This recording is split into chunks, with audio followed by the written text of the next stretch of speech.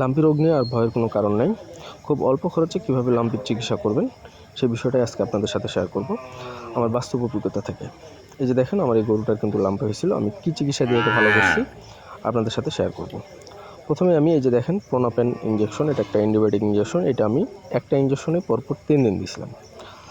তারপরে এর জ্বর বেশি থাকে, এই জন্য জ্বরের একটা ইঞ্জেকশন দিয়েছিলাম, সেটা হচ্ছে মেলভেট। এই যে আপনারা স্ক্রিনে দেখতে পাচ্ছেন, এটা আমি 4 মিলি করে যতদিন জ্বর ছিল ততদিন দিয়েছিলাম।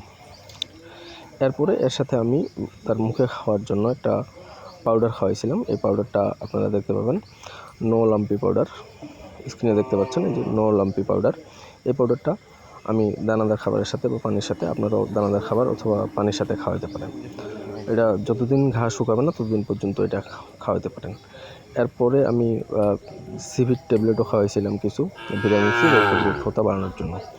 এর সবচেয়ে বড় যেটা ঘা ছিল, এই যে দেখেন এটা, এই ঘাটা যখন ফাটে যায় তখন আমি খুব ভয় পাইছিলাম। এই জন্য আমি একটা তেল ব্যবহার করছিলাম এখানে। এই তেলটা হচ্ছে MS কোম্পানির একটা তেল। এটা লাম্পি কেয়ার অয়েল নামে বাজারে পাওয়া যায়। এই যে দেখেন, আপনারা এখন স্ক্রিনে দেখতে পাবেন, এই যে lumpy care oil, animal health. হ্যাঁ, এটা কিন্তু শুধুমাত্র পশু পাখির জন্য ব্যবহারযোগ্য। এই চিকিৎসা আমি মোটামুটি দিয়েছিলাম। দেওয়ার পরে আস্তে আস্তে আমার গরুটা কিন্তু সুস্থ হয়ে গেছে।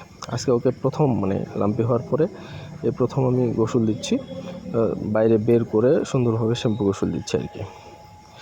আমার চিকিৎসা যদি আপনাদের ভালো লাগে বা তাহলে আমার ভিডিওগুলো দেখবেন এবং সেই সাথে আমাদেরকে সাপোর্ট করবেন, আর লাইক কমেন্ট করে আমাদের পাশে থাকবেন। আমি যেহেতু অ্যান্টিবায়োটিক চিকিৎসা দিছি, আপনারা অ্যান্টিবায়োটিক চিকিৎসা দেওয়ার আগে অবশ্যই একজন ভেটেরিনারি ডাক্তারের পরামর্শ নিয়ে তারপরে দেবেন, তাহলে ভালো হয়। অ্যান্টিবায়োটিকটা ছাড়া এগুলো কিন্তু আপনারা নিজেই দিতে পারেন, তাহলে আমার মনে হয় যে সম্পূর্ণ সুস্থ হয়ে যাবে। আর লাম্পির ক্ষেত্রে আপনাকে অবশ্যই গরুর জ্বরটা কমাইতে হবে।